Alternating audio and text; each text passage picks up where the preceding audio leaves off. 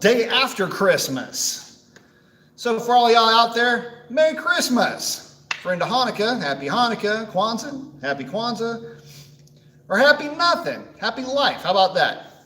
So anyway, I wanted to talk to you guys, let a few folks get in here, give you guys kind of the 6-month-ish update, if you want to call it that. I can't remember how long I've had those Nitto Tri-5Rs, but wanted to give you guys a bit of an update, mainly because the weather is changing. And, you know, for a lot of guys who are going to use that type of a tire as their daily tire, figured I would give you guys an update as far as how well it's performed, how it's wearing, approximate mileage, all of that kind of stuff. Also be talking about,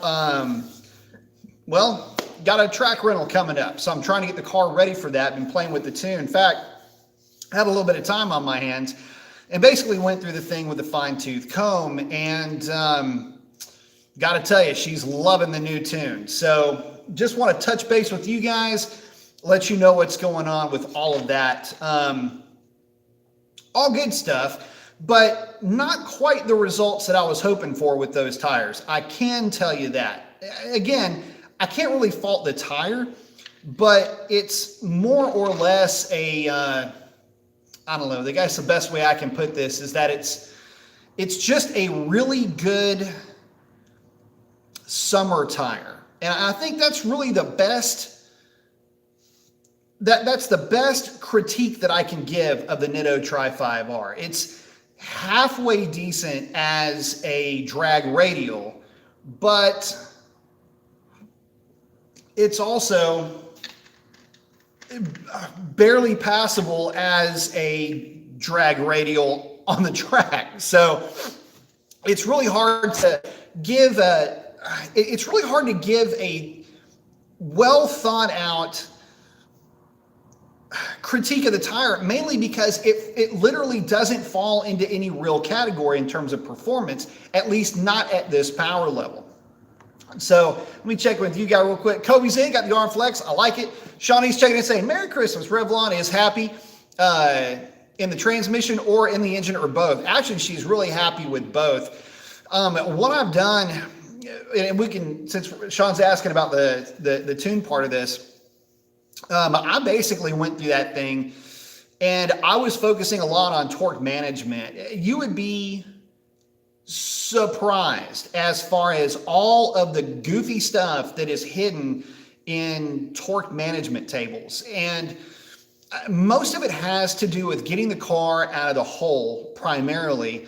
But in my case, it's getting the car out of the hole without breaking a bunch of stuff. And to give you a perfect example of that, so we can talk about the tune and then, you know, we get into the tire thing. The interesting thing about the way that these computers work is they do a lot of work trying to hold the car back in very high traction conditions. Basically, if you look at the throttle map or you look at the TPS, the actual percentage, from your point of view, that line goes up, will flatten out, come back up, and then taper off at wide open. You would think it would just go, you know, a line and then go beep, and then you're at wide open throttle, and it won't do that. Primarily because there are torque limiters that are involved there, and also keep in mind that wave takes less than, usually it's right at half a second to get to the middle of that wave. But the car is generating a ton of torque. Even at that partial throttle setting, there's quite a bit of that throttle opening. It's still sucking in a lot of air. It's just not slapping that throttle wide open. And this kind of goes back to the last chat that I did. You know, we're talking about just how the computer is controlling those electronic throttles. It's pretty interesting how all that stuff works. Well, this is how it does it. It's got table after table after table after table of basically inferring torque that the car is making, expected torque versus actual torque, and then taking those figures and then dialing everything back based on maximum torque values that are allowed by the computer. It's pretty crazy stuff, actually. So anyway, spending a lot of time in those tables. The bottom line on this deal is that the car is running really well. I was able to get her out last night, and data log it, high load data log it, high RPM, high load, and the data looked phenomenal. I put it like this: the highest voltage in the knock sensor, in the knock sensors was like 1.8, which for a Hellcat is pretty low. And again, obviously that's zero knock retard across the board. And for the most part, even in high load conditions after a shift, like the 4 or 5 shift, that was where that you would see the knock sensor kind of come up a little bit. That's real common. You see it do it in a stock car. The other interesting thing though is under peak load, peak torque conditions, it's really hard to catch it at that level because, well, you're going to be going kind of slow. You'll normally see that at launch. You just light the tires up. But on the 2-3 shift, even at that point, the knock sensor voltage was around 1 volt. So, I mean, it was real clean all the way across the board, which is real good. But anyway, getting back to it, part of the chat really kind of goes hand in hand here. How does the car like the tune, and how well are the tires doing? So anyway, that's how the tune's doing. It likes it on both sides. Eric saying, "What's up, Professor B? Merry Christmas." Hey, Merry Christmas to you, Eric. Shawnee said, "I think Nittos are nice daily tires, so the car will pull okay on the street." Very true. Sean, thank you very much, man. I appreciate that. Merry Christmas. A little nugget for Revlon axles. Can she pull a 1470? Gonna need it for a 1009 or better. Fingers crossed. We'll see, man. I'll tell you what. She is pulling like, I appreciate that. She is pulling like a banshee on the top end right now. So getting into what I was going to talk about, so today my wife and I were playing around in it, and on asphalt, pretty clean, pretty nice asphalt, on getting onto an on-ramp, doing about 75 or 80, I just laid into the throttle. And it was kind of neat. The car just kind of skated a little bit sideways as it came into the power. And I'm doing a little bit more correction than I should be. And that's getting onto an on-ramp with about half a tank of gas, myself and my little wife. So, yeah, it's running really good. And then, of course, on Christmas Day, I was out playing around in it. And on the freeway, kind of sort of did the same thing. So, yeah, the car's running really well, but part of that issue with lack of traction has something to do with those tires. And the biggest issue that I've been running into with the tire is that, well, it's a really good tire, but again, it's a really good summer tire. It's hard for me to actually call the Nitto Tri-5 R2 a drag radial, even though it is a drag radial in compound, I suppose. But with all the channels and the channel width and everything else going on with that tire, presumably to make it a good overall all-around tire, works well in the wet, does all that kind of good stuff. All of that kind of takes a little bit away from the actual overall traction of that tire in general. So in saying that, you put a set of drag radials on a car to hopefully curtail some of those shenanigans, but mine's still doing it. But that's not necessarily a bad thing. Also, you got to keep in mind weather's a bit cooler. It's about 57, 65 was about the range that I was driving the car in. And, in cooler temperatures, tire compound's cooler, your surface is cooler. That's going to reduce traction. Car's making more power. That reduces traction. So kind of a triple whammy there against that tire doing well, and working against the success of that tire. But again, and going back and looking at the data, I mean, she's throwing all the timing at it, zero knock retard. She's making all the power. But I want to caution you guys, if you've got a modified Hellcat or Vet or Mustang or anything like that, something that's going to be somewhere in that 1050 to 10.0 range, that's about as much that tire can actually handle on the street. I'm not talking about launching it, far from that, as a matter of fact. But what I am talking about is just driving it, being able to go wide open throttle with it and know that it's going to hook. This car is not going to hook, and neither would the other cars at that ET basic power to weight ratio. They're just not going to get there. But overall, it's still a very good tire, and I would still recommend them. Let's see. I think I already checked in with Eric, but again, Merry Christmas to you. Let's see. Boost is saying, what's up? Got the arm flex. I like it. Speed Freak saying, hey, everyone, good to see the live show as always. What's up, Speed? Kobe's asking, NTO5R or MT Street or Hoosier Tri 5R? Hoosier or Tri 5R? Well, each one of those tires has a little bit different story to tell. So NTO5R is actually a really good tire. I've had quite a bit of experience with that. I've run deep into the nines with NTO5s, as a matter of fact. So, you know, that's a good thing, I suppose. But NTO5R, not necessarily a bad tire. ET Street, well, you've got two of them, ET Street R or ET Street SS. Y'all know I love me some ET Street Rs. They wear like iron. They're good for street hits. They're good for drag hits. They're fairly forgiving tires. Much more forgiving than an MT Street or ET Street SS. I like the ET Street SS, but I just don't feel like it's a good tire for anybody making any more than about 550 horsepower realistically. If you're going to be taking the thing to the drag strip, it's a little bit different story. Where I got a buddy of mine that's run low 150 60 foots with the MT ET Street SSs. They just seem to wear out pretty fast on the street. So if you're looking for a tire that is going to be a little bit better than your average, say, Tri-5 family of tires, that would be your ET Street SS. Downside, though, is that they wear fairly quickly. The Hoosier DBR, fantastic tire. Probably my favorite tire right now for drag strip use. DBR is a radial. Obviously, you can stay high with your pressure, which helps you on the back half of the track. It's got a very aggressive compound, helps it hook out of the hole. The only downside to it is everything that I just got through saying doesn't play well on the street. And because it doesn't play well on the street, it's hard to say that that compound can get you from the house to the track and then back again. And it certainly won't tolerate any real hard street hits. Because it's a softer compound, it's going to feather over. Some guys also call it scaling.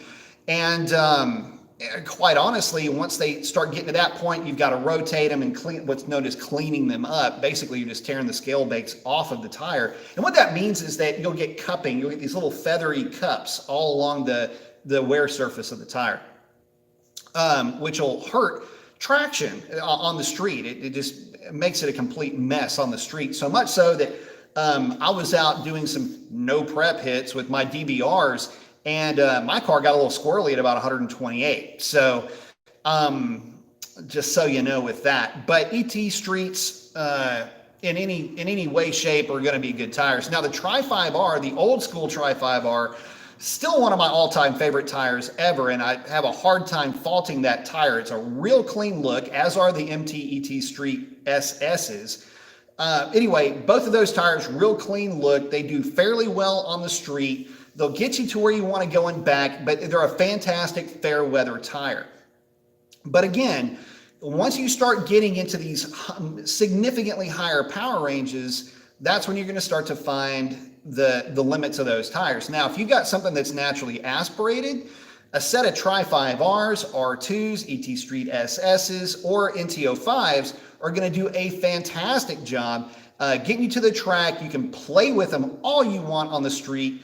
They are a fantastic tire in that type of an environment, you know, somewhere around that 400 to 500 horsepower to the rear wheels, maybe getting even into 525, maybe not quite 550 horsepower to the rear wheels. But what they'll do is they'll allow you the opportunity to have a tire with a compound that's soft enough to where if you need to go out and practice in no prep conditions, then you've got a set of tires that will allow you to do that. And that's where they really shine. So for the NA guys, you actually have a lot more to choose from in terms of functionability. And that's really where those tires come into play.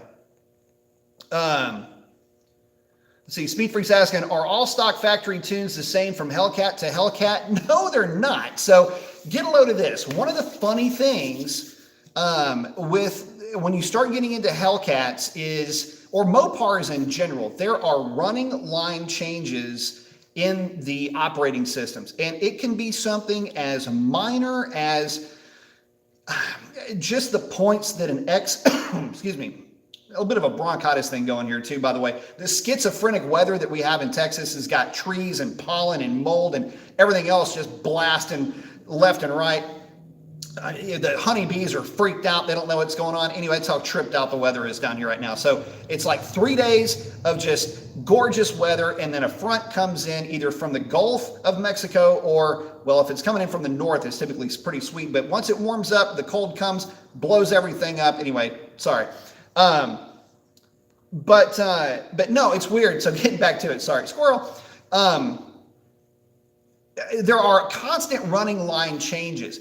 But where you have to look out for this is you can find it in primarily the torque management tables. That's what you've got to look at. So to answer the question shortly, no. And what you may think, like what you think you'll find, sometimes you don't find, like in peak maximum torque levels and things like that, stuff that I've been finding.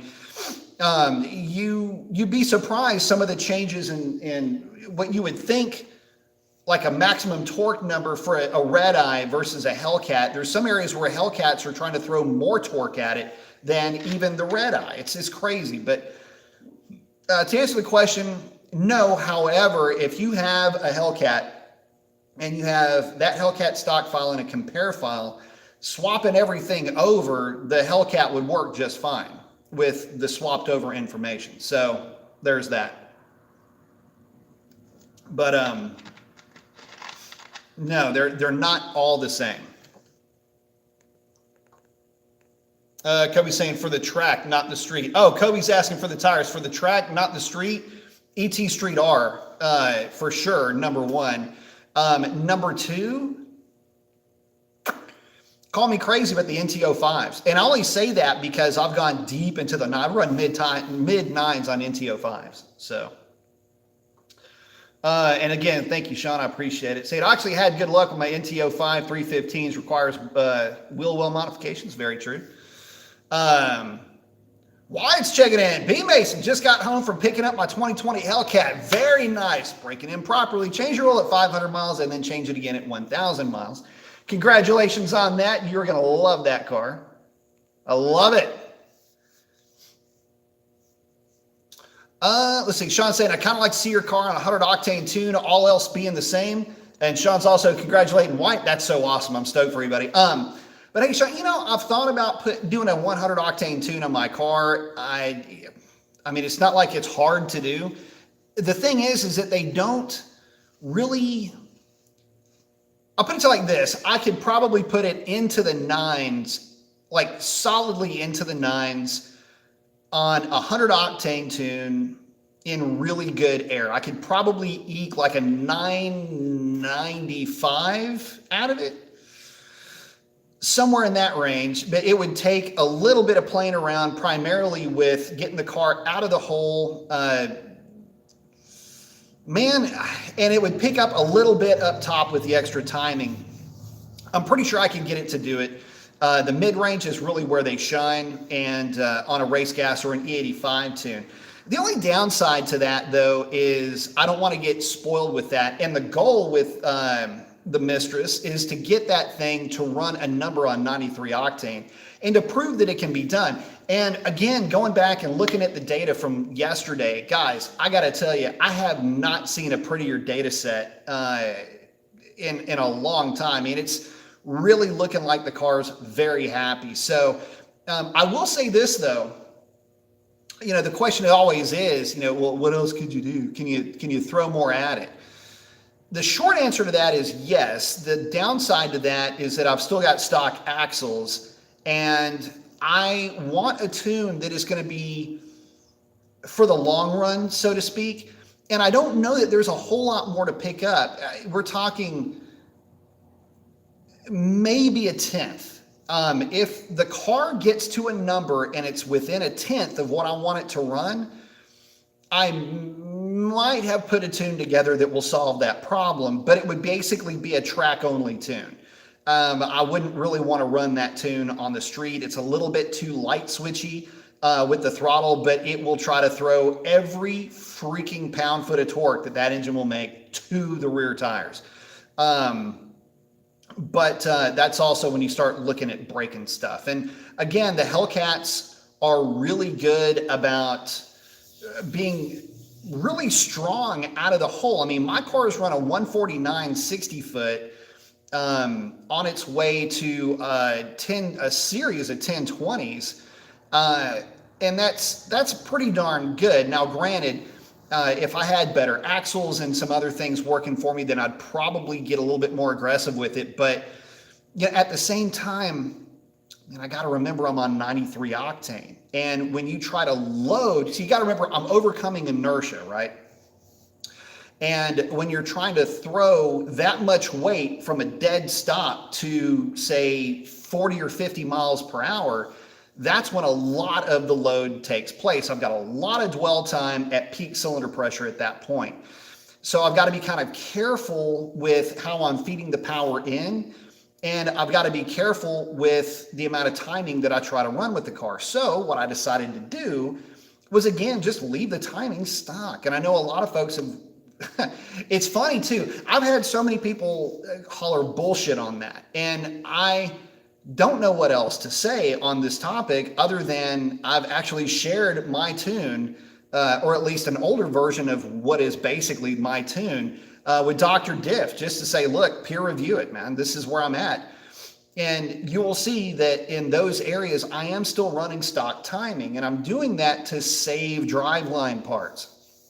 Not to say that I haven't played with some torque management, but I haven't played with it to the level that you might think. And oddly enough, there are some tables for the 2015 and 2016 cars that are even more aggressive than the 2017 cars.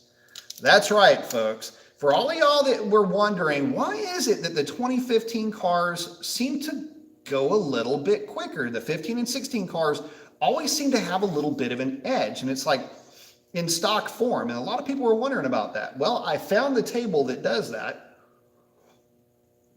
and it has to do with torque allotted at slip, under a TCC slip, or torque, the torque converter slipping. Some interesting things in there. So anyway, getting back to it. Don Power said, hi, Hobby Mason, just got back my 408 Magnum Stroker. Nice. 3 to 5 choices to put it in, mostly Dakotas, 93 through 95s. That'll be a lot of fun. Wyatt saying, thank you, I'm extremely happy. HE37 said, I always thought the Nitto Tri-5s are a street tire that you can take to a drag strip. I never thought of them as a drag tire. Nobody really ever did, if I'm being honest. A lot of the NA guys, though, did just that. I mean, they would take the car from the house to the drag strip, run it, and then come back. But none of the guys making a lot of power really ever took them much further than that. I used to love Tri-5s in my Z06. That tire in that car was awesome because, well, to be honest with you, it kept the thing from wall hunting whenever I would do the 60 to 130 hits. So, I mean, it would hook, it would spin the tires a little bit on the initial hit, but that was about it. And that's with an aggressive 4 to 3 power downshift. But yeah, no, great tire. I just would never consider it a true drag tire, but I would consider them mandatory for anybody that's making a significant amount of power on the street. I mean, you need to run a tire that is fit for the task of managing that amount of power that you're going to be putting down. And unfortunately, a lot of guys overlook this part. And I hate to tell you this, but power doesn't mean anything unless you can use it. And without a sticky tire, or at least a tire that is, again, fit for that task, all the power in the world is going to serve to do nothing but put you in some pretty exciting situations that require the use of many 4-letter words to get yourself out of.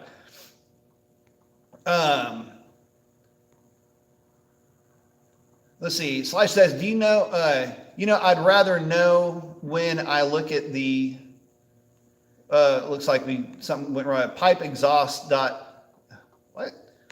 Are you asking about the Reso Delete? Oh, Slash saying, sorry, wrong text. Sean saying, I ran a 161 60 foot on 315 NT05s and street trim on a well-prepped track.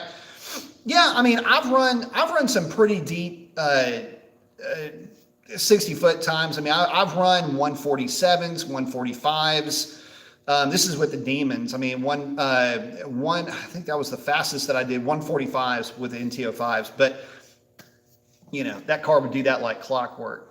But again, that's also on a well-prepped track. But I like the NT05s in general. Nuclear Shark's asking, hey, B. Mason, what is your opinion concerning the 6-speed manual in the Hellcat as a daily driver? I like it as a daily. I also like the 6-speed as a cruiser, something that's fun, that you bought specifically to have fun on the street. But where they have a bit of a disadvantage is just how short that first gear is. It's a 226 or a 228. I can't remember the exact number. Anyway, it's the same ratio as the Viper, which weighs a lot less than the Challengers, that you'll find that same ratio in that transmission, which can make basically driving in traffic a bit of a chore. But aside from that, I mean, they're fine. So if you ever find yourself, if you want a manual Hellcat, and a lot of guys do, and you're not buying it to go drag racing, and you're going to be basically taking the thing back and forth to work every day, I mean, it'd be perfectly fine. It's not going to be any less serviceable than any other manual transmission vehicle. They get reasonably decent fuel mileage as long as you don't have your foot in them. And, they are what they are. They're a nice throwback feel. It's like, it feels like you're driving an old big block car with a close ratio 4-speed. So if you've ever experienced that before, that is exactly what it feels like. And, if you're going to buy a manual, you might as well get one that's really going to run. But again, it's just not going to be as much fun in traffic. Let's see. LM saying, thanks on a 5.7 video. Did Pro Charge with 3200 converter, 373 with NAG 1, 373. Really woke up with the centrifugal. Yes, it will. And for you 5.7 NAG 1 guys, part of me is kind of jealous about you guys, man. You have basically the last of the, how do I say this? You have the last of the old school type of modability that the newer cars just don't have. And again, throwing the 373 in those things they respond so well to them. The power to weight, the power to gearing at that point becomes really nice. And then, of course, you throw a Pro Charger on it. You don't have to make the world of boost, 5-7 pounds. Car is going to respond really well, pick up about 130 odd horsepower. Plus, you throw the 373s in it. Thing's going to be a freaking riot to drive. So, I don't know. I've always really liked those combinations on that car. And, like I say, I'm still a little bit surprised I never put one of those combos together for myself. Sam saying it's boost weather, but too cold for the track. I tell you what, so the very first track rental that I ever did, it was negative ridiculous DA. It was like negative 1400 DA. It was like 35 degrees in the morning. And we were all worried that the track wasn't going to work. And, but it did. But yeah, if you start getting anything below about 40 degrees, that's when one of the bigger issues that you'll run into when you start getting below 40 degrees is that it just, the tack on the track just won't maintain. If it's 40 degrees and sunny, it's a different story, but 40 degrees and overcast, probably not so much. Slash is saying, pipesexhaust.com says the axleback pipe will fit my Charger Scat Pack. Jegs and Summit says only fits the Challengers. Are they the same pipe? I believe that it is. In fact, I believe that pipe kit works on both. I wouldn't quote me on that unless they had a running line change or something. But that kit that I got for my Challenger, I think also worked for Chargers. But again, if they've had a running line change, that would be something that only pipes could answer for you. I will say that I like that kit. And again, I've been trying to spend more time in the car, just using the car as a car, because I really like driving that thing. And And I will tell you this, it is louder, but it doesn't really drone. Like in the true sense of the word, it doesn't really drone. It just sounds like it's got an aftermarket exhaust on it. So if you're thinking about that pipes reso delete, just know that it will be louder, but again, it doesn't really drone. And if I was going to give you a percentage of louderness, if that's even a word, I would say that I think when I was putting the video together, I think it was like I said, like 10 or 15% louder. So whatever that means to you, but it is a little bit louder. I like the way it sounds too. But hey, if nothing else, at least you're saving 10 pounds, which, believe it or not, that's all the weight that you'll save. You've got a bigger pipe in that pipes kit, which weighs more than the pipe that you're cutting off, but the resos are obviously going to be heavier than the pipe itself. So the grand total weight savings turned out to be, if I'm not mistaken, and you have to fact check this on that video, but I did weigh them. I want to say it was, I think the walk-in number was like 10 pounds or something like that. So, but I think you'll like it. But check with them just to verify. Sam's asking, Yo, B, that is one sweet truck. What powertrain does it? Oh, you're talking about Sierra. Freaking love this truck. It's got a 400 small block with a turbo 350 and 430 gears. So that 400 small block is got blow by like a freight train. It's got a 2-barrel carburetor and the thing's got stock heads on it. So it probably doesn't even rev to about 4,200 RPM, but it's incredibly snappy. The turbo 350 is exploded, and so it's going to be going to Dr. Diff here in about the next week or so for a rebuild. Actually, it's just going in for a new turbo 350 with a shift kit. And at that point, I'm going to drive the truck around just the way that it is now, blow by and everything. We're going to do a few things. I'm going to have him put in one of the mini electric fuel pumps, going to do away with the mechanical fuel pump. It's going to get an Edelbrock Performer intake manifold, new 4-barrel to get rid of this 2-barrel.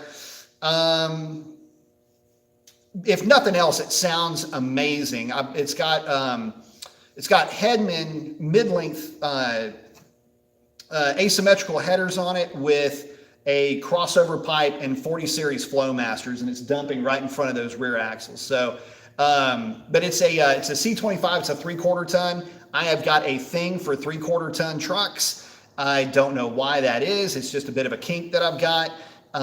You can have all the short wheelbase trucks you like. Just throw me one of these 3/4 ton trucks and I'll have a lot of fun with it. I'll be a real happy camper. So, but as far as that goes, also as far as engines and all that other stuff, I've been a little bit on the fence with this thing. I kind of want to keep it a small block Chevy. What may end up happening is when it comes time for this engine to get rebuilt and for the truck to get re-geared, what I may do is I may just go back in with just a straight up rebuild on the 400, go 30 over, go 406, set of aluminum heads. Basically just something that'll make about 500-ish horsepower. These 400s make a ton of torque. So it's, basically it's big block torque. And so it'll make, with the setup that I put together for it, somewhere around at the crank, somewhere between 450 to 480 horsepower, give or take, with about 550 pound-feet of torque. Again, give or take. Throw the 354s in the truck, and just use it for real long smoky burnouts. I mean, this thing is just such a cruiser. I love driving. This thing puts me in the most chill mood. Even though the transmission is exploded, it'll still kind of get around. And I'll just driving this thing puts me in such a laid back mood. So I love it. It's like therapy. CFL James got the thumbs up in the arm flex. I like it. Kobe's saying, White, you're going to love it. I just got my Hellcat 2 months ago. Love the car. Absolutely. Sam's asking, have you experimented with truck style torque management by gear? So no, all of my by gear torque management is maxed out. That table is pegged. So no sense in dragging that one down. The main torque management is the actual max torque available table. There's actually two, and that is on the engine side of the tune. And what happens is if you throw the kitchen sink at it the way that the Red Eyes and the Demons do, the throttle gets a little bit light switchy, gets a little bit touchy. So it's kind of one of the reasons why I wanted to dial it back a little bit. And again, I'm running a little bit more timing. I'm running a little bit, a little bit more torque allowed pretty much everywhere, but I'm ramping that in. And so the idea is to get a little bit better 60 foot out of the car, but really to improve the launch overall. Not to mention, it just makes the car a little bit more fun to drive. So there is a bit of a fine line, at least with my car, with me trying to throw more allowable torque at it. And again, the car, that throttle just basically being a light switch, meaning that, if this is idle throttle and that's wide open, right now it's kind of chill, real interesting. And then, wow, hold on, because things are letting all the smoke out of the tires. With the torque setting at like a Red Eye or a Demon, what happens is it's where I have the driver command torque anyway with the pedal, is that it's everything's cool. I want all the torque right now. So it really does light switch the throttle. I could probably pull some of that out in terms of the actual driver command torque and just chill that out. And that would help to remove that light switchiness. But again, I don't want to hit the car that hard off the line. And this is a way for me to save parts, so to speak, but to keep the car out of that peak dwell time for that period of time at launch, because I am on 93 octane. And, there's some things that I'm kind of getting away with my car that the Red Eyes and the Demons at those levels are actually pulling timing back. So,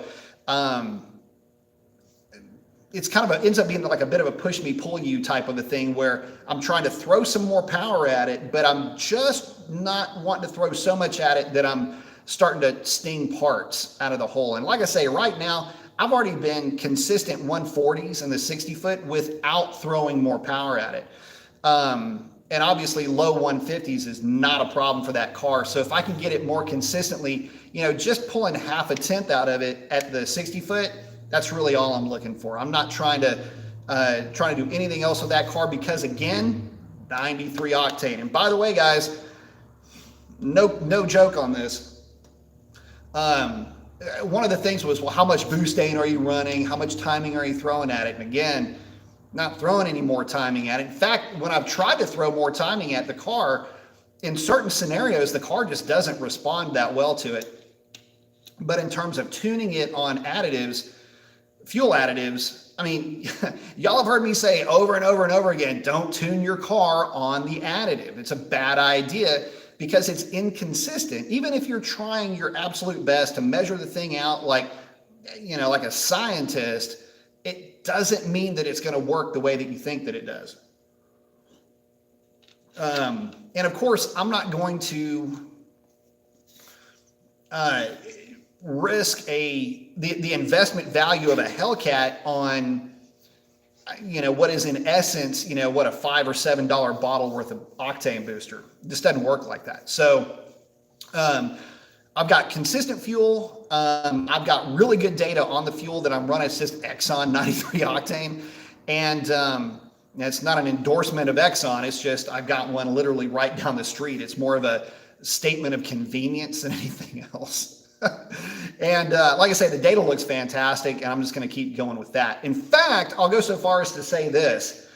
The data with where I'm at now on 100 octane fuel would not look better than where I'm at with 93 octane. For me to start to really run up against the limits of, or start to get the data like what you would hope to get out of 100 octane, I could probably throw 2 or 3 degrees of timing at it. And just really lean on that fuel. That's what I would need to do to really get any significant benefit out of it. And even then, you're looking at a couple of tenths, and the goal is to try to run a number, on 93 octane fuel. No additives, no nothing. So that's what they're doing. Broke saying, I traded in my Cam 15 RT Challenger for a 19 Scat Challenger. I want louder exhaust, nothing crazy, but what is the difference with active exhaust systems and active exhaust simulator systems? So what you're looking at right now, if you've got a 19 Scat, the big difference here is that you've got these butterfly valves that'll rock back and forth. And what the simulators will do is they will, in essence, convince the computer that everything is cool with the butterflies, all in the meantime of just opening the butterfly like a throttle valve and just hanging that thing wide open at a 90-degree angle. One of the things that I do in the tune for my car anyway is that in the tune, I've got all of them, well, all the tables are set to 100% for those butterflies. In other words, my butterflies are, man, what just flew up my nose? Those butterflies are open all the time in my car. But either way you do it, that's the way that you would, in essence, make it louder, primarily under cruise conditions. It won't be any quieter at startup, but because it will, your default setting is 100%, by the way, and it's only under specific situations where it's the drive-by mode, where it'll actually close the throttle blades, the butterfly, the exhaust throttle, if you could call it that. Those active exhausts, it'll start to close those a little bit. And they look like a donut washer. If you've ever seen, it's just round with a hole in the middle, and it's just there to kind of, create a little bit of back pressure to shut it up. But that's basically it. That's the difference between the two. You can either change it in the tune, or you can get the little springy thing. And then I think they've got an intercept, which will basically just tell the computer, hey, everything's cool, don't worry about it. Slash is asking, do you have to tune torque management on a Scat Pack more than you would on a Hellcat? Not necessarily. In fact, I just got through doing a pretty significant tune revision on Quick Brick's car. And there are some things that when you start running with different camshafts, you've got to start to take a look at. And it was kind of funny. One of the things is that my Sniper cam picked up so much torque down low that it started to exceed the HP70 set parameters in the tune. So we had to make some changes there. But in general, not really. I mean, there are things that I will tell you not to do in torque management. In other words, do not kill torque management in the tune. One of the old things that guys used to do is that they would go in fact, a lot of the Diablo, you get the Diablo tune by the Trinity, the canned tunes, if you will, and they would go in and take out all of the torque management, which on one hand is actually not, it's fine to do, but it's not fine to do because the torque management is there to help the transmission shift. You need some amount of torque intervention in between shifts to basically take the load off the transmission so everything can happen really fast and then complete the shift. And you might say, well, what's the difference, Brian? Well, I've track tested this. Imagine that, right? Me track testing something. So with my SRT, I went in and I had a day at the drag strip and I changed every parameter in torque management that had anything to do with just, is it active or is it not active? There are different levels, if you will, to the torque management. In other words, your car from the factory has active torque management on the engine side, on your ECU, and on your TCM. It's called internal, basically, slang for it would be internal, which would be ECU, engine side. External, which is what it's called when it's the transmission controlling the amount of timing. And I tried it with internal and external fully in force as it came from the factory. I killed internal and left external fully on, and then I killed all of it in general. And so how did the car respond? Well, the car responded basically by not being really any quicker depending on which amount of torque management I left in or out of that tune. The quickest runs were run with no torque management at all in the tune. However, I will say this, we're talking about hundredths of a second difference between external being on and the internal being turned off, and maybe 400ths, 500ths with all of the torque management in play. It's a fairly cool night when I did this test, and it was kind of eye-opening in a way. Now, one thing I will tell you is, I'm going to kind of go full stop here, where killing a lot of the internal torque management will help you is if you have a Hellcat or an SRT or a Dynamics package car where you've got 3 different drive modes, where you've got street, sport, and track. Killing the internal torque management and just leaving external in play will make the track mode shift more smoothly under partial throttle and like heavy partial throttle, light partial throttle, all of that. It'll also help it a little bit at wide open throttle as well. If you like that real crisp, real hard hit in track mode, but you don't like that jerky feel. And God, just drove me absolutely bananas. Because it would do that. Actually, it made it to where I've said this a number of times, I'll say it again. If I would have put that car in track mode on my test drive, I would have not bought that car. I would have bought a Scat Pack. Because I hated track mode. But then after learning Mopar, so to speak, and obviously I worked at Pikes Performance, so I had, one of the best in the business there to help kind of coach me around this stuff. I learned that, there are some things you can do to get some of that drivability back. And that was really all I was interested in, was that drivability. So, I had Alex there to kind of help me along the way. And that helped me a ton just in learning how to tune and mess with these Mopars.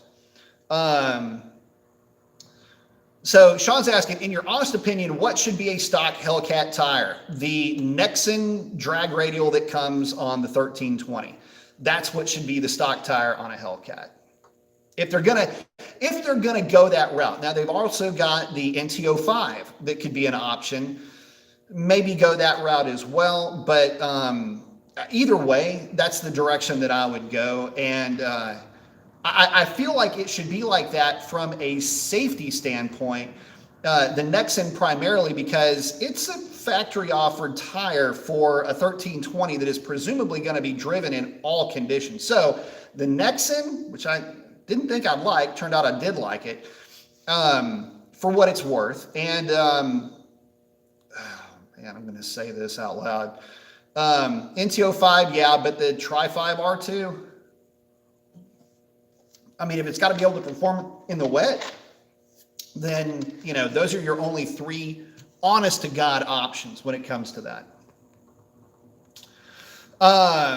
LM's asking, best bang for buck, pros, cons to get to 650 wheel horsepower, Ford stock 5.7 and run up boost, or do cam heads with less boost? You're going to want to do cam, you're going to want to do heads, and you're going to want to ramp up the boost. To get you to a 650 wheel horsepower number out of that combination is going to take a lot of boost, a lot of cam, a lot of heads, primarily because, if you've got a nag 1, you've got a little bit higher parasitic loss there. It's not undoable, but it's going to be tough. I've put combinations together for 392s, running D1X race intercooler. One of my cams, doesn't have to be one of the big ones, but one of my cams that's put together specifically to try to dump exhaust pressure, by the way. And those on street gas, basically 93 octane, will put down around 600 to the wheels on a, now this is on a Mustang dyno, and arguably, the Mustang dyno was a little bit on the stingy side. But I've, put combinations like that together that have made about 650 horsepower. And then of course you start playing around with race gas. This is a NAG 1 combination I'm thinking of specifically, that made exactly 700 to the rear wheels. So it's going to be a tough number to get to. But again, if you're used to looking at dyno jet numbers, might not be, it would represent about as far that you would want to try to take it. I would think I would drop that number down to about 550. And I think you'd have a little bit easier time getting there with readily available fuels, if nothing else. But yeah, don't worry about forging anything or do anything like that. I would hang more on boost than anything else. Get you a cam. If you're running a Pro Charger, get you a cam that's going to be drivable, man. Don't get something that's going to be too radical. And then just let the thing eat and have some fun with it. Let's see. Turntable saying, hey, B, the best sounding exhaust I heard on a Scat Pack is replacing the mids with those Northeastern, aka Jones FP300. Problem is they got one chamber baffle inside. Would it hurt performance? I don't like anything with a baffle with an X pipe. So yeah, don't run it. Some of the better stuff that I've heard have been, pick any race bullet that is, for the Scat Packs, I guess it would be be 2 3/4 inch or 3 inch. 3 inch can be easier to find, but that setup actually sounds really good. Chills out some of the shrillness and kind of takes some of the loud out of it. Gives it a little bit more of it just gives it a cleaner sound than just killing the mid mufflers as a whole and relying on the resonators to manage everything. I know a lot of guys like that sound, but I don't know. I like it to be a little bit more subtle than that, only because it can get a little bit raspy. And again, that's just an X-pipe thing. Shawnee's saying, start up Sierra. Good luck with that. Actually, 2 things. 1, I don't even have the keys to that thing. And 2, I don't even know if that battery is charged. And 3, you wouldn't be able to really appreciate it with this audio anyway. But it does sound good. Take my word for it. I mean, it's one of the best. Once it warms up and it's idling, that's the other thing. I have to sit here and suck fumes for a while it warms up. Yeah, that, if nothing else, it sounds great. But, in my opinion, with an H-pipe, nothing sounds as good as a set of 40 series. So, Sam say, man, I'm looking for a 4-barrel 360 D250, W250 with a 727 to make a fun street strip rig. I think 373s or 410s. Yeah, or if I can find a 200 or 250 with a 440, that would be a lot of fun. Sam say, if you have a smile on your face, who cares about miles per gallon? That's very true. Or possibly a built diesel. So my thing is this, man, this thing, like I say, it just puts me in such a chill mood. I just really love driving this thing. And, I guess the other half of the argument is, well, why not go with the LS swap? Well, the problem with an LS swap is that a lot of folks seem to think that an LS swap is super cheap to do. It's not quite like that. To do it right, and I mean to really do it right, in other words, gauge cluster works the right way. Basically, everything works as it should. It's a pretty significant amount of money. And obviously, I would want to go with a different cam and do a couple of other things to the truck in the meantime. So I will cross that bridge when I get to it. In other words, I just want to be able to enjoy this thing the way that it sits. And I really never have been able to because the transmission is shot. So there's that. HU37 asks, have you ever considered adding an overdrive to the back of the transmission? No, not really. That represents a fairly significant cost. The gear vendor stuff is pretty expensive. And that would require a different length of drive shaft. And quite honestly, I could go 700 R4 conversion with this thing and probably, because the length, it's not that big of a difference. I may have to change the length of the drive shaft, but 700 R4 conversion would be a lot less expensive. So probably would look at that before doing a gear vendors on this thing. Let's see. Paul's saying, he's running 22.5 degrees of timing, over 3,500 RPM to 6,500 RPM on 100 octane at 1,700 DA, and have run a 1042 at 135. Yeah, I mean that's about the going rate for timing for a 100 octane tune. The thing is that I would. So here's the funny thing: this truck, this car, I'm so used to going like this. We've been talking about Sierra. I have gone on 93 octane at real high DA. I've gone pretty quick on 93 octane, and I don't want to. I don't know, man. I've just got this thing for trying to get the most out of it that I can in the most lazy way possible, really. And that includes, just going with your garden variety gas. So, it's the main thing is just working on getting the car out of the hole. The last time the car was at the drag strip, it went. Well, the best it's run this year is a 1025 at 0 DA at 134 or 135 miles an hour. And it's been real consistent in the 1040s at pretty much every other DA, with a couple of 1050s in there at some of the higher DAs that I've run the car in. So a lot of it has to do with some weight reduction, drag pack, things like that. But rear seat delete, but I am still running with the with the passenger seat in the car. And I haven't made the decision on whether or not I'm going to pull the seat. I guess that's kind of a chat for another, well, we can talk about that in a minute, but the main thing is that when it comes to weight reduction, y'all heard me talking about, kind of talking shit about, if you're pulling all this stuff out of the car, at what point is it just not that car anymore? I guess lately, here's the thing. I suppose nowadays, everybody is pulling that seat out of their car and they're posting up the numbers as though that is the number, right? The number to beat is what I'm getting at.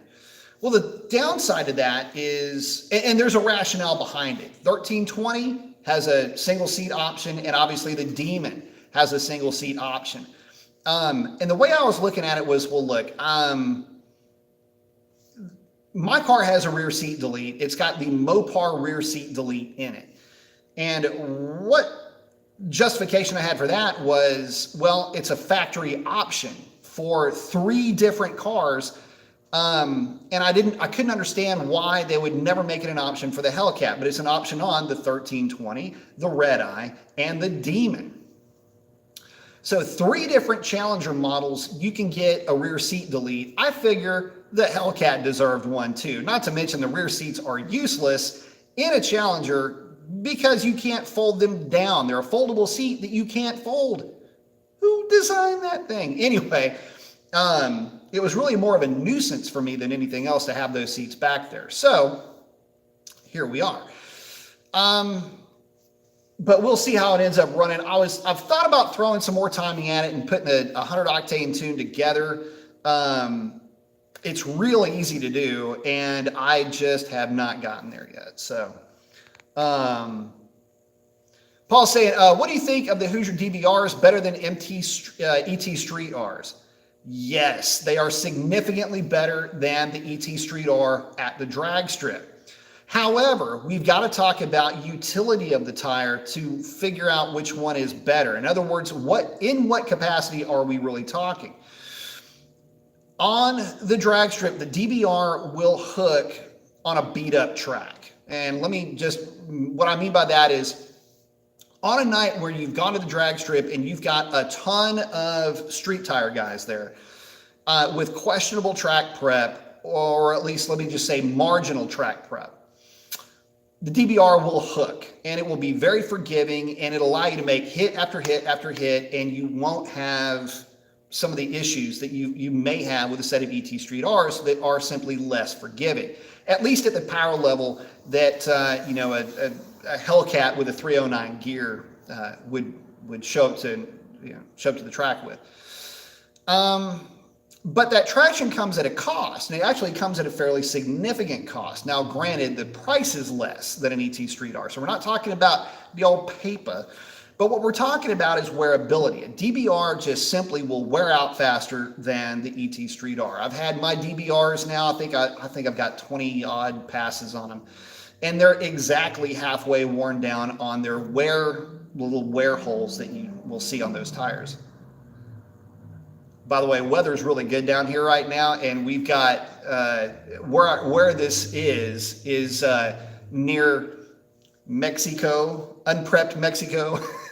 So if you hear some heavy artillery running by out here, that's what they're doing. They're going to go run. So, but anyway, getting back to it, the DBRs wear quicker. The second thing, and this is probably more to the point, the DBR is not to be mistaken for a street tire. And what I mean by that is making street hits with a DBR, making no prep hits with a DBR is a surefire way to ruin those tires. Whereas the ET Street R, you can beat on those things mercilessly, and most guys don't run into any problems with them. You may when you start getting to the big power numbers. And in that case, Mickey Thompson makes another radial that you'd already be working with anyway. Basically, it's more of a true drag only tire. But getting back to it, the DBR, it just is not going to work well in that environment. Now, for a track-only tire or for extremely limited, just kind of get you to the track and back type of scenario, DBR is going to be really hard to beat. But if you've got to run that thing, and again, they're absolutely not street legal. But if you were to run them on the street, I just wouldn't run them for any more than maybe 20 to 30 minutes at a time on the street, because again, super soft compound, and they do have a tendency to get a little bit torn up. So hopefully that answers your question. They are a significant compromise, if you will. Sean said, good night, B. Not everybody, catch up later. Got to run. Adios. Hey, see you, Sean. Thanks again, man. I appreciate it, brother. Boosted Amy saying, later, Sean. Dr. Joe saying, my man, what's up, B? Just sent you some pictures. Phone is going dead, so probably won't get much.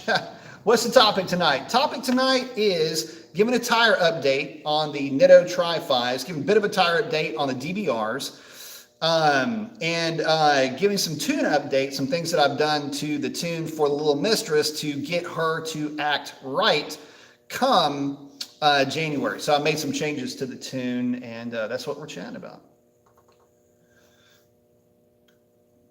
Paul saying, my tune only uses spark for torque management. It is real fast as fuel is not. So yeah, I mean, you've got more if you're running one of the Mopars. There's a lot going on with torque management. I mean, especially if you've got a Hellcat, because then you've got bypass, you've got internal, external torque management, fuel, you've got spark, you've got a little bit of everything working in there. So, let's see. Doc just saying from a sound standpoint, he goes, I love the Flowmasters. From a performance standpoint, can't go wrong with any straight through. I was saying, although sound is more important, and you're just not losing too much power. Doctor saying Sierra will soon be getting some love. I hear. Yeah, I hope so. Here pretty soon. So yeah, it's. I'm kind of looking forward to that. Kobe's asking, what is the stock full weight Hellcat on a tire run? So stock full weight on a tire in good air, I can tell you right now, mine on a drag pack, bone stock, untouched computer, anything. That car went 1085 in really good air, but it went 1085 or 1080. And I know Chris's car, Orange Crush, his also went 1080s as well. And his was not only full weight, his was actually a little bit overweight. In fact, that's kind of his thing, is his car is not only run at full weight, but it's run, he'll run that thing with the air compressor in it. He's got, I mean, everything is in the car.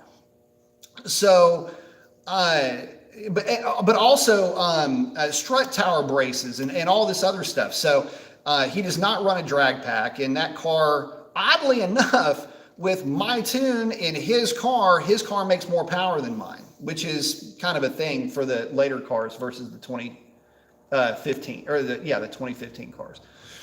But that'll give you an idea. I mean, they all will run, again, in good air at a good DA, I should say, good actual elevation, somewhere in that range. Now, that being said, 11.0 to 11.2 is kind of the walking around number that guys will talk about when it comes to Hellcats and Hellcat Chargers as well as Challengers. There is a little bit of a separation there. Typically, the Challenger will be a little bit quicker than the Charger, but typically not by a whole lot. But that'll give you an idea. In other words, you're kind of a spread. So in essence, if you're taking the car and you're going to, say, DA correct the thing to 0, a lot of guys will just walk with the 11.0 number and, just kind of let it ride at that point. Typically be 11.0 at about 124 miles an hour. Give or take. MG42 4700 question mark. That's about the full weight of a Charger Hellcat. Kobe saying I'm reading 1130, but I'm seeing people running 1170, and I'm running around 10 teens. So there is a lot of room there. So in unbelievably good air with some weight reduction in play, just typical stuff, taking the stuff out of the car that doesn't need to be in there, not removing seats or anything like that. Yeah, you'll get 1070s, but it's kind of tough to do, but you can get the thing that quick. But again, most of the guys are going to be in the 1080 zone. And my car has got a gear and my tuning done to it. And it's run a best of 1016, but it went 1019, 1017, 1016, basically back to back to back. Not hot lapping it, just going through the line at the drag strips, going through the staging lanes. And has run 1025 and 1027 this year at 0 DA. Last year at the track rental, it was running 1020s and negative 1,000, 1,100-ish air. And some changes that I made to the tune have gotten it quicker than that. Basically, I corrected by about 1,000 feet in the tune. And then what I did to the tune lately will probably correct it again, I'm hoping, by about that much as well. So, I don't know, all things, I'd like to get a 10.0 out of it. If I can get that thing to run a 10.0 on 93 octane, real 93, by the way, the way that she sits with the drag pack right now, then I'll be real happy with it. What's the record? That's the other thing I get asked, what is the record? I don't know. The problem is that record, if you want to call it that, again, I use those air quotes, get out of the habit of doing that. Anyway, that record is horseshit, okay? Let's be real. There's guys that are claiming that record that have had no passenger seat, that are running boostane, running race gas, that are tuned, and they're really tuned really more for, trying to capture a number out of the car. All I know is this: I got only my integrity to fall back on and my word, and what's the point of a challenge if it's not a challenge? You're playing within these rules that there really aren't any rules. So again, with the front seat, a bunch of factory parts installed on the car with a drag pack. Let's see if we can get that girl into the 10.0s. And that's pretty much, if anybody does any better, then you know what? Sweet, good on you.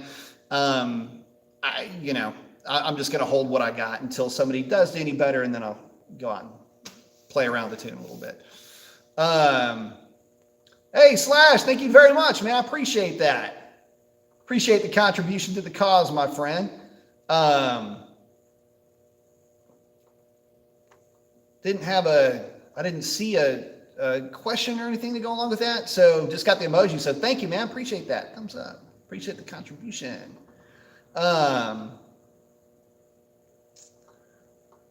Let's see. Oh, Speed Freak's asking, what would be the garden variety mods to get a 392 Charger to run mid 11s consistently and approximate expense? Well, here's a few things. One, drag pack. Consider that as just part of the cost of doing business. ET Street R's, if you're going to drive it to the track, and the Mickey Thompson, what is it, the SR fronts, I think you're going to want to air those up to about 80 PSI-ish. Next is going to be get everything out of the car that you're going to need. Oh, by the way, that's about a $2,000-ish proposition there. Get everything out of the car that you don't need. Floor mats, speaker box, whatever is not attached that doesn't need to be in the car, get it out of the thing, excluding the seats. Obviously, tuning. Tuning is going to run you about $1,100 for transmission and engine tuning. From there, so I'm going to go full stop on it right there. That combination right there in really good air will get you close to the mid 11s with that car. That combination went as quick as an 1130 at full weight with Shalandra. So there's that to consider. So the power equivalent will be there if nothing else. Now, if you want to start really talking about getting the car to dip even deeper into those numbers, then you've got to start looking at, by the way, you're looking at, what did I say? $2,000 for the first, $1,100 for the second, $3,100-ish so far. Obviously, pulling stuff out of the car, you know, that's free.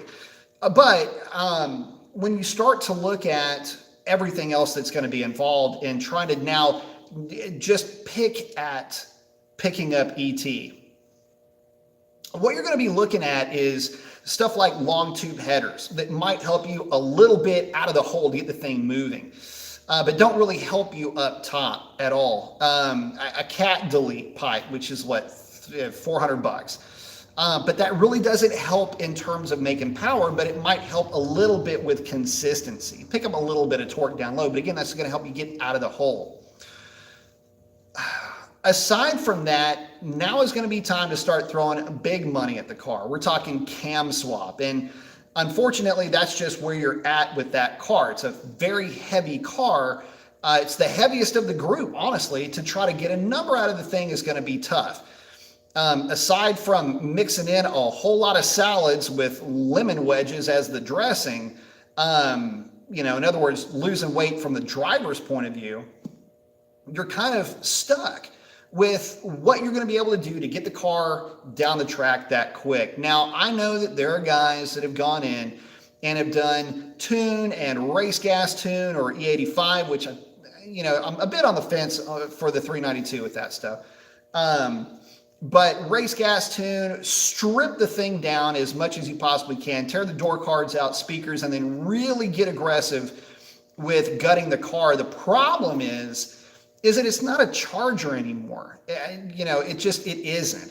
My feeling with a Charger is that, well, it is an E-Class Mercedes platform. And I should know this. I had an 09 E63, which I dearly loved. And you take me out of my E63, put me in a Charger, and I can't tell the difference. In fact, pull the seat bottoms out of the rear seat, or in a Challenger for that matter, and all the fuel hats are identical. Everything's the same, in other words.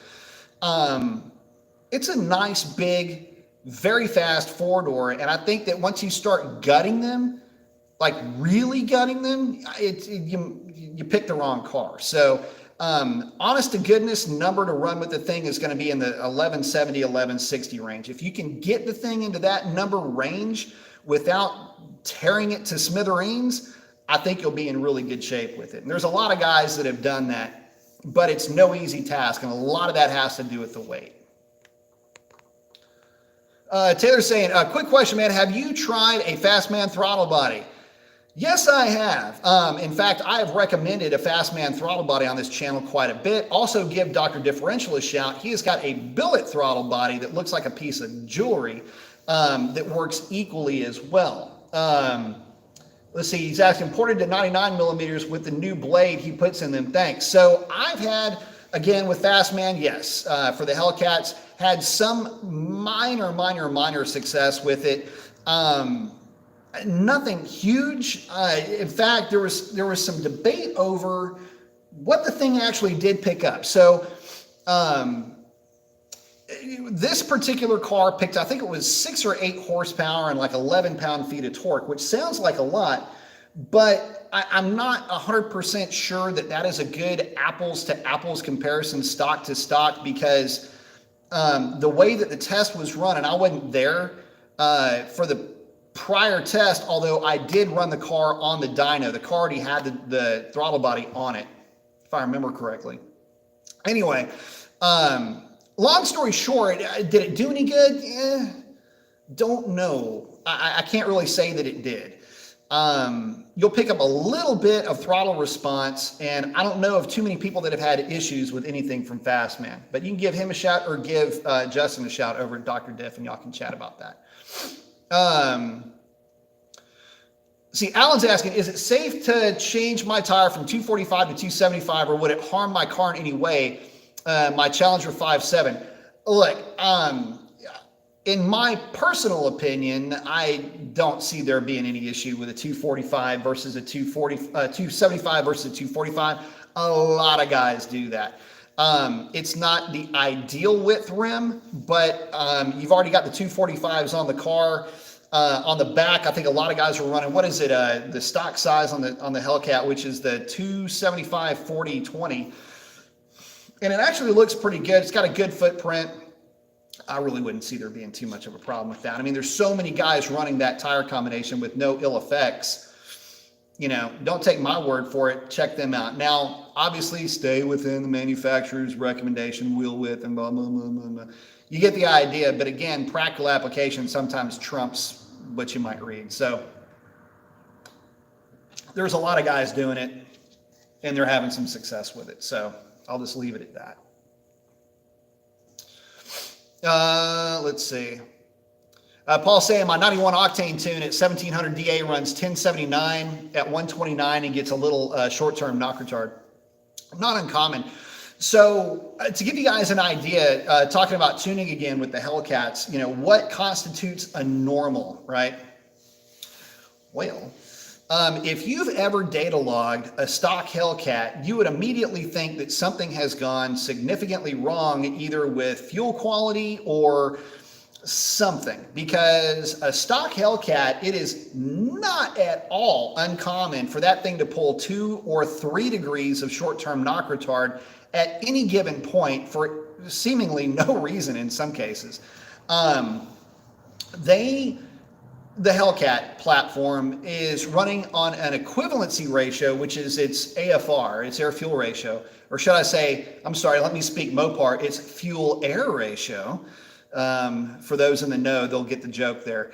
But that is, in layman's terms, is 12.7, which you will immediately go, damn, that's lean. And they do typically run pretty lean. And so what they're doing is they're trying to, they're aiming for an efficiency more than they are anything else, and that can kind of bite you. So again, it's obviously in lockstep with that. They've got extremely strict knock sensor voltage parameters. And so because of that, you wind up with this, it's kind of a strange thing where it's lean and the knock sensors are super sensitive from the factory. So it just hears or sees anything and it'll start pulling timing.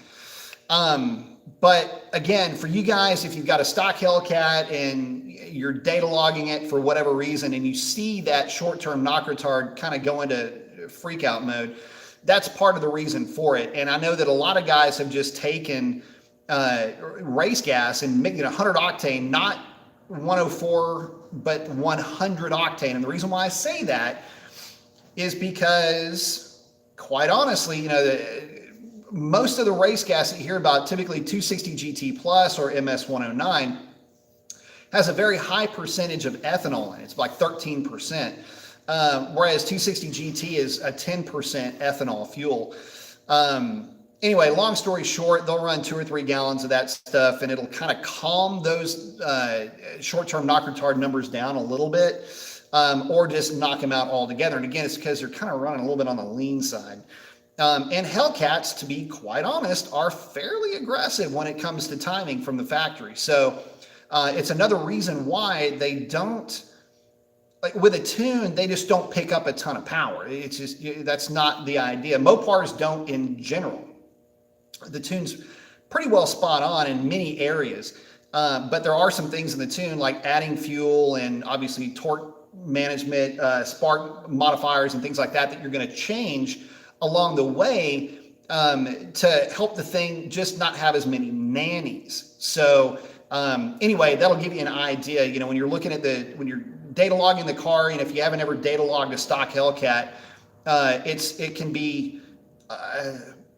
it can be an eye-opening experience. Go, oh my God, something's wrong with this car. I've got short-term knock retard. Oh, and the other one is misfires. Hellcats are notorious for misfire counters, just for randomly going crazy. In fact, I had one, I didn't know this. It was a bit of a practical joke, I think, that was pulled on me, but it was my job to basically finish up a tune, putting a nitrous tune on a Hellcat, and had it on the dyno, went to do a baseline, and I just was going through the data, and I was looking at the car, and right after I made the pass and went back, and the misfire counter on cylinder number 8 just went ape shit. And I'm thinking, okay, I just blew up my first, and I didn't even have it, I didn't spray it yet. I had pulled the timing out of the car. I made a hit at full timing. I pulled the timing out of the car to get a baseline before and after for the lower timing value for the nitrous. Anyway, I called Alex, I think I just blew this thing up. He started laughing. He goes, no, everything's cool. So that's not the first time that had happened, though, or that would happen, I should say. It happened a couple of times, but I knew what to expect then. Let's see. And again, Slash, appreciate it, buddy. So Dr. saying, so listening to your show, short block is done. Time for some heads. Now to measuring spring height. No kidding, right? Yeah, actually, the funny thing is that I would say that it certainly does probably need a rebuild. And any, if for future reference, pretty much any aluminum cylinder head would work. They don't have to be a set of AFRs or anything like that. I think a set of Pro Comps, with a really good spring and a, roller cam would be all this thing would need to actually be able to turn some RPM, because these 400s, the problem with a 400 small block Chevy is that most of them are 2-bolt blocks, which isn't necessarily bad. But about 6,000 RPM kind of comes into play as the ultimate outside of the range that you want to run these things at, unless you get into really building them up. It's my understanding anyway. I'm sure there's a lot of guys that run 400s that have made a lot of power with them, and that's very true. And back in the day, the 400 small block cars were pretty nasty on the street. As a matter of fact, some of the nastiest street race guys ran 400 small blocks. Most of them were big nitrous guys. So anyway, but even those guys wouldn't really turn them more than about 6,500. And they were almost disposable at that point. But it's back then it was a cheap and easy way to get displacement into one of these things. And, they were a dime a dozen. You find 400 small blocks in everything. So anyway, I like them. Again, it's going to fit kind of the theme of this truck a little bit better, but in a few years, once everything's, kind of settled down and everything's kind of cool, who knows? It might get LS swapped, but I don't know. I really like the way the truck sits now. So, let's see. Yarmir is saying something about Fitzpatrick. Dr. Div saying, no, talking about his short block is done. Working hard to being there on the night. Oh, shit. Okay. So yours is, So the short block is done as in complete, not done as in is now garbage, right? Are we talking about the same thing here, buddy? So yeah, hopefully that thing gets done and it's in the truck and ready to rock and roll here in a couple of weeks. So I guess now is a decent enough, there he goes, complete, very nice. So I guess now is a decent enough time to, begin, talking about that. So yeah, in a couple of weeks, we've got a track rental. So far, the weather seems to be thinking it's going to be okay, but it's way too early to even start thinking about the weather just yet. The main thing this year is that we're not going to have anybody coming in from out of town, or should I say out of state or out of range of density altitude, to be very specific. Anytime we start getting into January, and this is another time where I personally get a little bit mother henny with guys, it's that time of year again. And another reason why I'm looking at the tune, really zeroing in on the tune right now on my car is I want to make sure that it's safe for the DAs that we're going to be running these cars in, because what happens is and it's not called Moparmageddon for no reason. What will end up happening is that guys will try to set their cars to kill, and they'll typically set their cars to kill sometime in the spring or fall. They never really run them in the winter. And what ends up happening is that when the DA really starts to drop, the cars are making significantly more power. As that density altitude drops, for every 1,000 feet, you're picking up 3%. And in terms of power, and that's, for every 1,000 feet, that's about 1/10 of a second, give or take. And what you'll end up finding is, yeah, you're making more power, but that's also when things start to pop, and so making sure that your cars are at temperature when you run them, making sure that you have good gas. For you E85 guys, this is not the time of year to stop, testing your E85.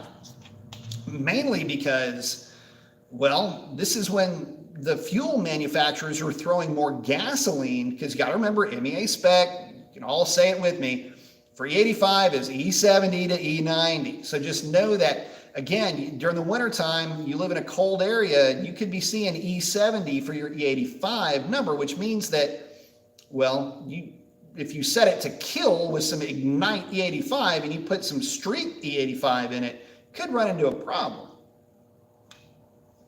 Just saying.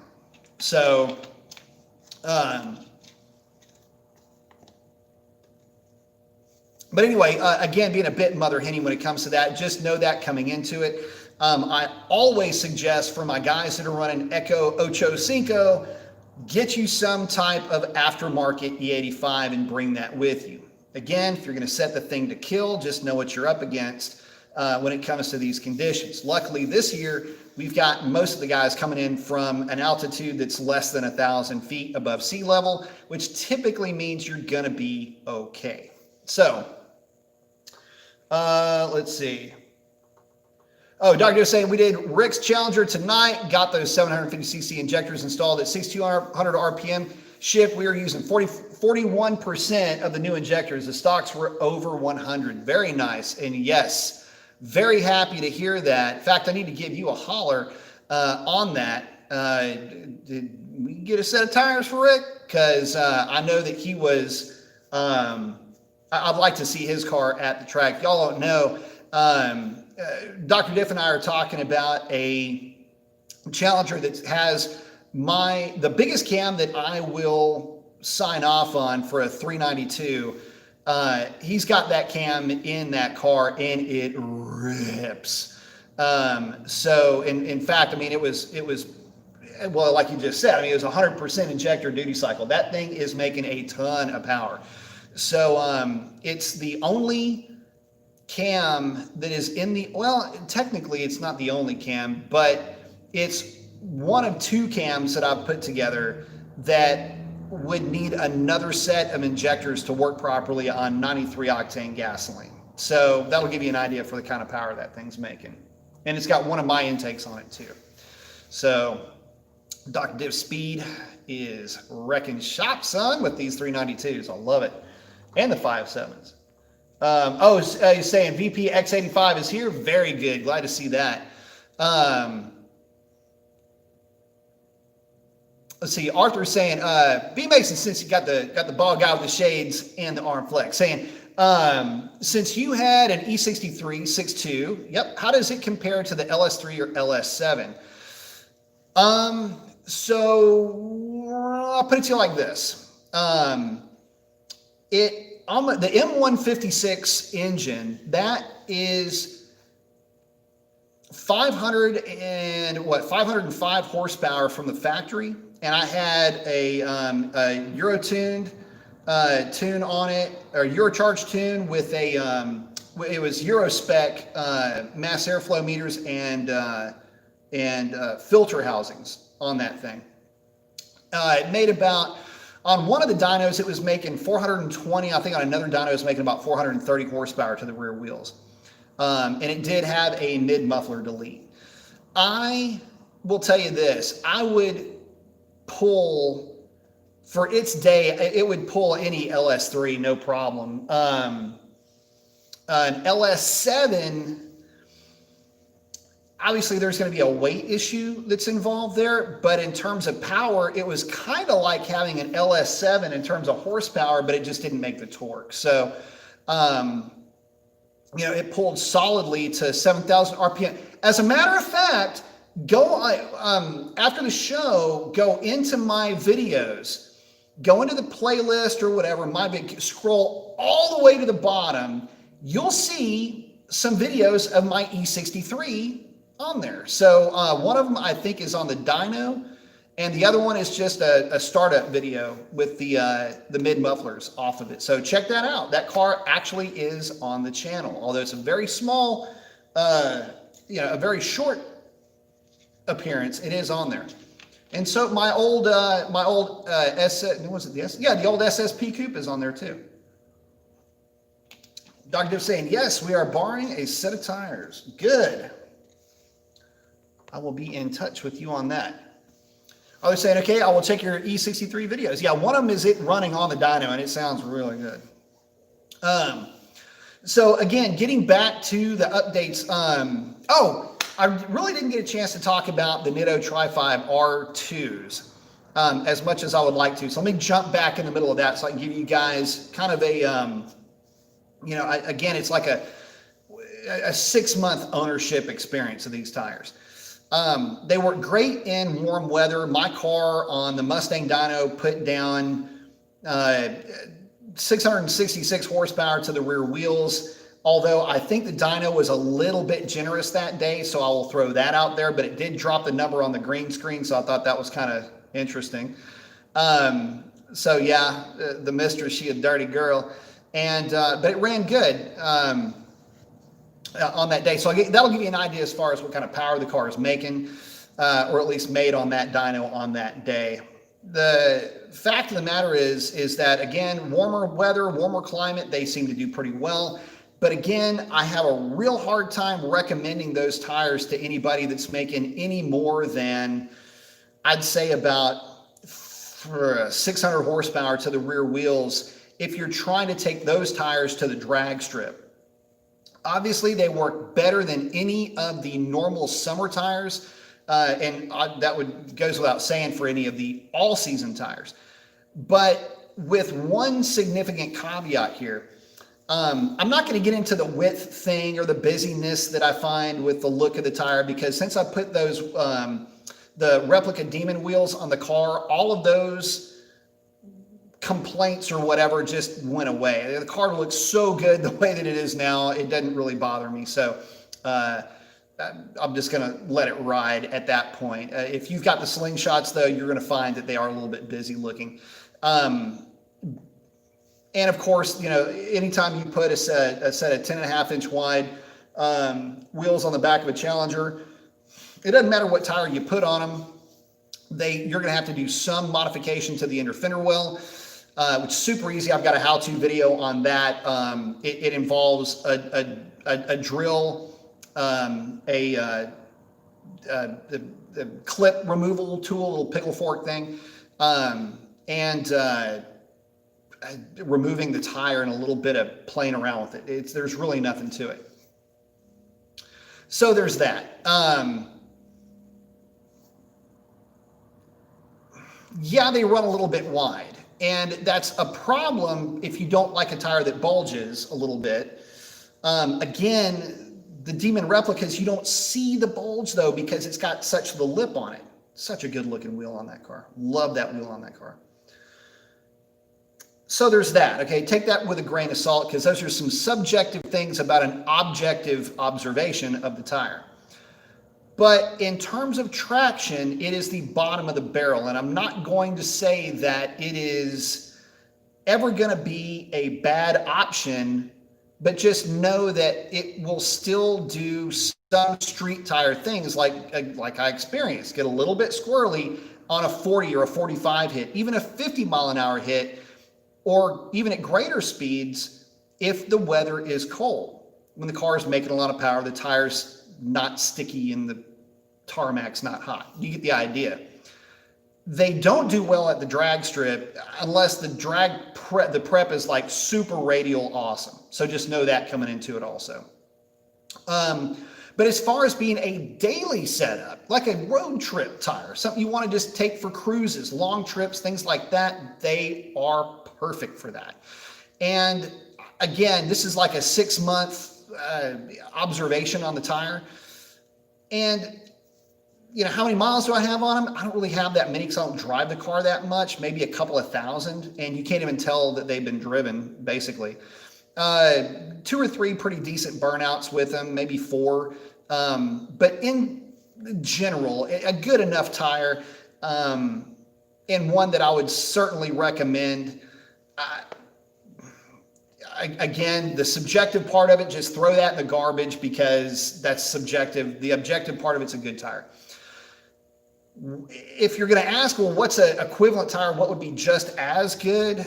Maybe an NT05, but it's going to be maybe hard to find that tire in the same size. I don't know. I haven't gone looking lately, so there's that.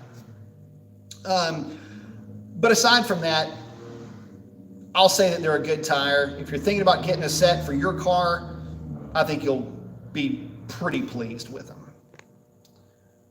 Let's see. Dr. Davis checking out. Have a good evening, B. Good show as always. Thank you, brother. Appreciate that.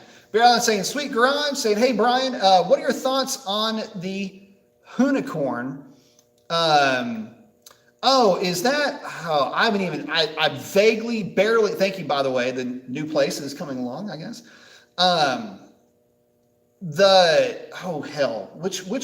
Remind me which car that was. I can't really remember which one it was. I haven't really paid a lot. It's Ken Blocksdale. I haven't paid a whole lot of attention to it. Is that the Mustang?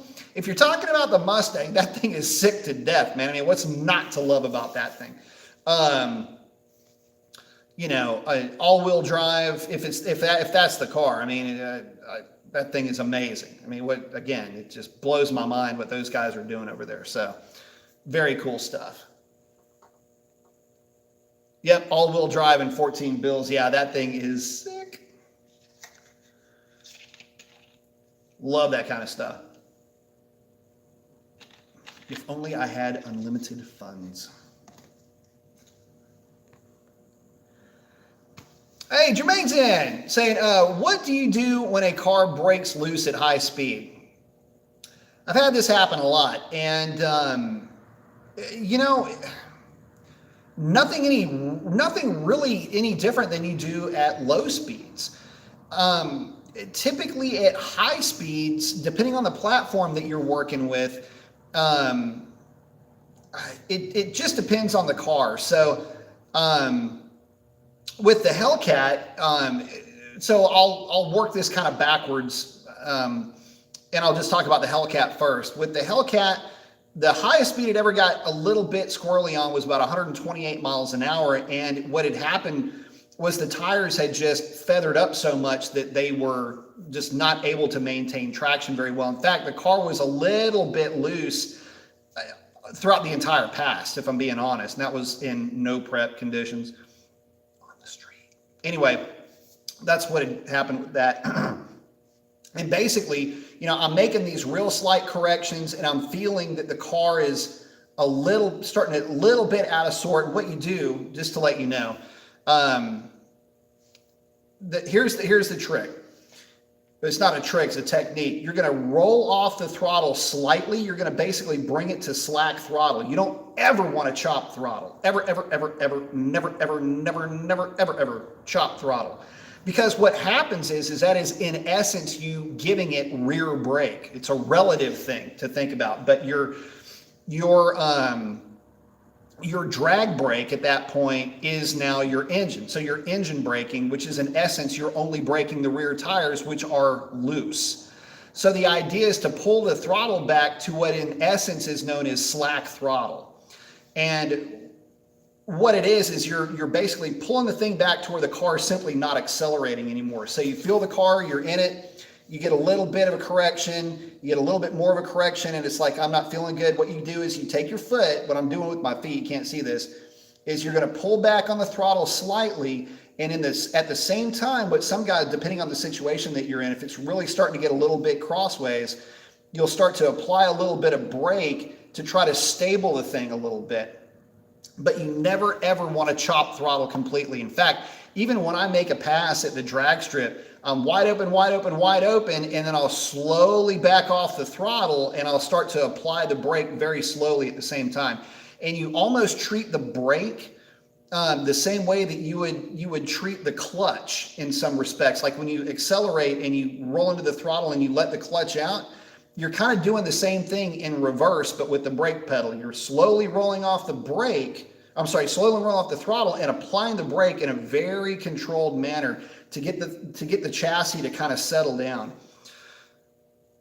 So that's the technique. At any time, if you feel the car getting a little bit weird, don't chop and don't slam anything. You want to be kind of soft with it. You want to be quick, but you don't want to start popping the brake. You don't want to upset the chassis. And again, never, ever fully lift off the throttle, because again, that's your drag braking at that point, which means that you're only in essence slowing the car with the rear tires. And it doesn't take, it's for an instant, right? Because your immediate reflex is to hit the brake. In some cases, that's not going to hurt anything because the chassis is not so out of sorts and upset at that point that you're going to run into an issue, so to speak, by doing that. Most of the modern platforms are very stable. And Mopar platform, of all of them, is probably the most stable. It comes from a platform that was designed to be run on the Autobahn. I'd mentioned my E63 earlier. That car was designed to run on the Autobahn indefinitely at 140 to 150 miles an hour. You set it and forget it, just whoosh, and you're going from point A to point B. That's the lineage, that's the heritage of our LX platform. So it's typically not going to get too nutty up there. It's going to be really actually fairly predictable. The stuff that I've driven and the last thing today, when the car got a little bit out of whack at 85 on that on-ramp, I just basically rolled off the throttle. So just picture this like a split screen. Here's my foot. I'm on the throttle. The car got a little bit sideways. I lifted slack throttle. Right as it pitched back over, went right back to wide open. The car got a little bit sideways again, so I just barely slack, and then slowly rolled into the throttle and just carried it. So it's just something that you learn how to do over a lot of years of doing a lot of stupid stuff, to be honest with you. But if you've ever ridden dirt bikes or anything like that, it's the same idea, the same mentality, same throttle control that you're working with a bike. If you've done track days with a bike or played with bikes on the street or just out there playing with your car, you work on that throttle control. Don't be choppy, be smooth, kind of, let the thing, you don't want to think of the throttle or the brake in this scenario as having an egg under it, but you almost want to think of them as, having just like a force limiter. You just don't want to chop. You want to come off of it kind of slow, just slow, and then slowly apply the brake. So anyway, hopefully that helps you out. That's basically what you do. Aside from that, there's really no difference between high speed and slow speed, with one significant difference. That one thing is that you've got to remember that you have this obviously the same amount of mass, but your kinetic energy is significantly higher. One thing that you don't want to do is you never want to overcorrect, because if you overcorrect, obviously at higher speeds, the recovery is going to be much more difficult because your kinetic energy is so much higher. So again, it's minor inputs, softer inputs. Never grip the steering wheel like it owes you money. You never want to do that. Make sure that your fingers are loose on the back. You don't have a death grip on it. Always make sure your elbows can flap. Okay. If you hold the thing and you can't, and you're like this, you're going to be making real jerky moves and you'll be like a robot. You never want to do that. You want to be in there. You're dancing with this girl. Okay. And you want to make sure that you're obviously you're moving with a little bit more finesse. And again, that's to keep those elbows loose. Don't death grip that steering wheel, and just focus on where you want to go. That's the last thing. What happens with guys, this is a big deal with motorcycles, is a little bit of a phenomenon known as target fixation. If you get it in your head that you're going to wreck, you're going to wreck. You'd be surprised how telepathic these things seem to act. But just keep looking dead ahead. Don't look down. Don't do anything else. Look at the horizon. Look where you want to go. If you're turning, look where you want to go. Same way with a bike. You know, guys will get into a turn and they'll look ahead when they're in a turn. Now you always, look over. Anyway, same thing with a car. Don't ever get target fixated. Keep looking ahead. Don't panic. And the best way to do all of that is just to practice with your car. I used to practice over and over and over, especially with the Vipers.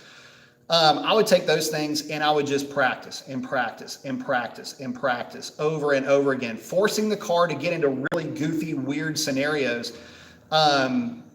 Luckily at the time I lived in an area where I could get away with it. And, you just kind of learn that throttle control, and you learn what the car is going to do at high speeds. And I guess the scariest stuff was with the ACR with either the 200 or the 250 shot.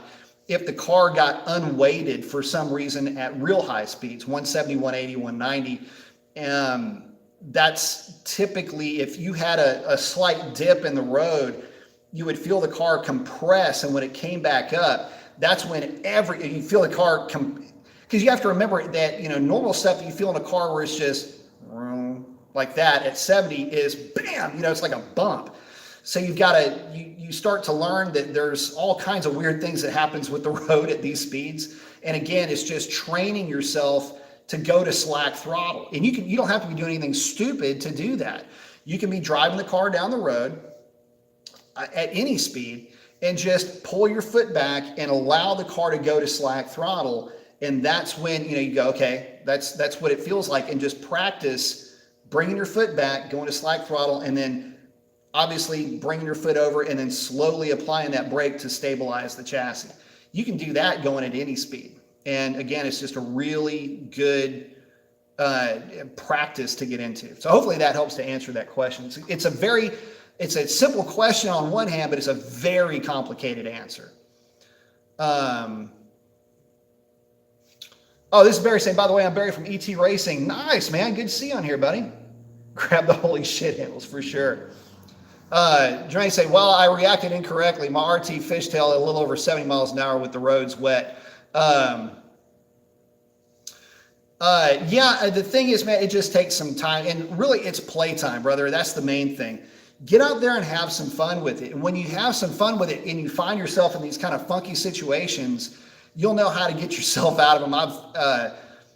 I've been in your situation, and it's no fun. In fact, the Z06 did something kind of nutty with me. I was going down the freeway at about 65 miles an hour. I had street tires on it, and I ran across my exact doppelganger. There was another black Z06 that came running up on me. I'm going, we're about to get this. I'm about this life, kid. Let's do it. I'm in fourth. I powered downshift third, and that thing started wall hunting.